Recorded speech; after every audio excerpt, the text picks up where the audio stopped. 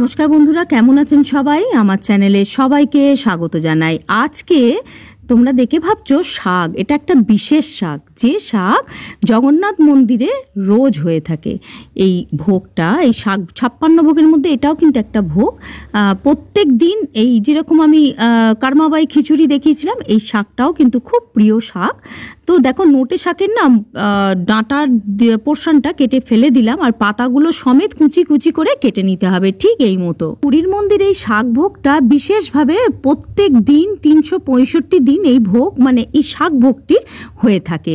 আর একটা বিশেষ মানে আমরা যেটা ভাষায় বলি তড়কা দেয়া, মানে যেরকম ডালে আমরা একটা তড়কা দিই, যেটাকে বলে থাকি মানে ফোড়ন, হ্যাঁ, সেটা কিন্তু একটা বিশেষ উপায়ে দেয়া হয়। একদম প্রথম থেকে শেষ অবধি দেখো বন্ধুরা, তাহলেই জানতে পারবে যে এটা কি সিক্রেট জিনিস দেয়া হয়।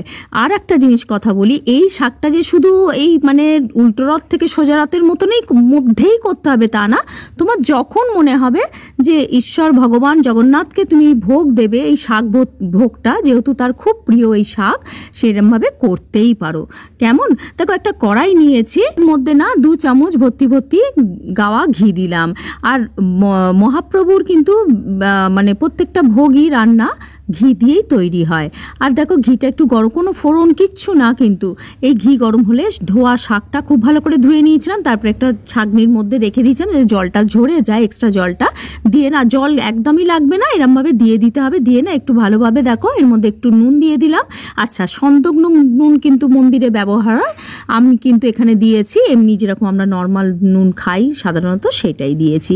তো আমার কাছে ছিল না, তাই আমি দিতে পারিনি। তোমরা যদি মনে করো যে মানে ভোগটা দেবে সেই মতো, তাহলে সন্দক নুনই এখানে ব্যবহার করো, কেমন?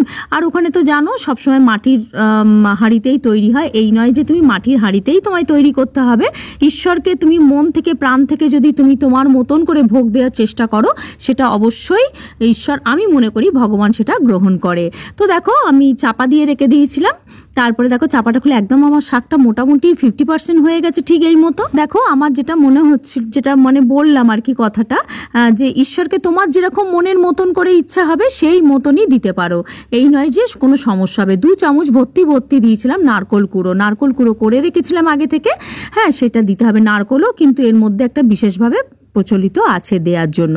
তো দেখো, খুব ভালো করে নারকোলটা দিয়েও না, ভালো করে বেশ কিছুক্ষণ ধরে নেড়ে মানে ধরো 1-2 মিনিট ভালো করে মিশিয়ে নিয়েছিলাম, তারপরে 5 মিনিটের জন্য এটাকে চাপা দিয়ে রাখতে হবে। ভগবান জগন্নাথ দেবের এই কারমাবাই খিচুড়ি যেটা দিয়েছি আমি, বিশেষ ওনার যেগুলো বেশি ভালো লাগে সেগুলোই কিন্তু আমি দিয়েছি। হ্যাঁ, খাজা আমি দিইনি এইবারটা, আমার চ্যানেলে একদম নিচের দিকে চলে যাবে, 2 বছর আগে আমার দেয়া আছে খাজা কিভাবে তুমি বাড়িতে করে মহাপ্রভুকে দেবে।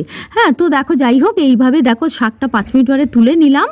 দেখো, 5 মিনিট বাদে তোলার পর বেশ ভালো করে আরও একটু বেশ মানে কি বলবো, খুন্তি দিয়ে চেপে ভালোভাবে, কোনো তো জল দিইনি, তো এই মতন একদম যাতে জলটা শুকিয়ে যায়। দেখো, একটু লেগে যাচ্ছে, এরকম বুঝেই যাবে হয়ে গেছে।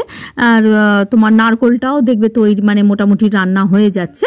তো এই মতন করে নিলাম, আরও 1-2 মিনিট ধরো, ব্যাস রেডি হয়ে গেল। চলো সিক্রেটটা দেখাই। ঘি নিয়েছিলাম 1 চামচ মতন, তার মধ্যে না দেবো আমি হচ্ছে হিং, হ্যাঁ, আর দেবো জিরে। এইটাই হচ্ছে এর সিক্রেট জিনিস, এটা কিন্তু মন্দিরে এরমভাবেই দেয়া হয়ে থাকে, কেমন?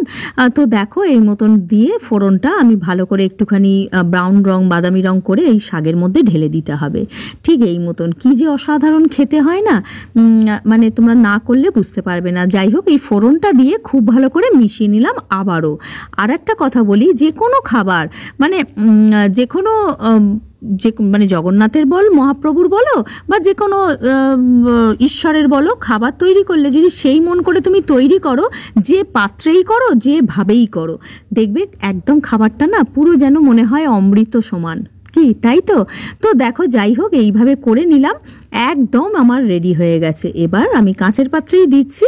তোমাদের যদি মনে হয় যে মাটির পাত্রে তুমি ঈশ্বর ভগবানকে দেবে, তুমি সেখানেই তুমি কলা পাতার ওপরেও দিতে পারো, এই নয় যে কাঁচের বাটি, এই বাটি, ওই বাটি, তা নয়, হ্যাঁ। আর ওপর থেকে ছড়িয়ে দিয়েছিলাম একটু নারকোল, যেহেতু নারকোল ভীষণভাবে ভালোবাসে মহাপ্রভু।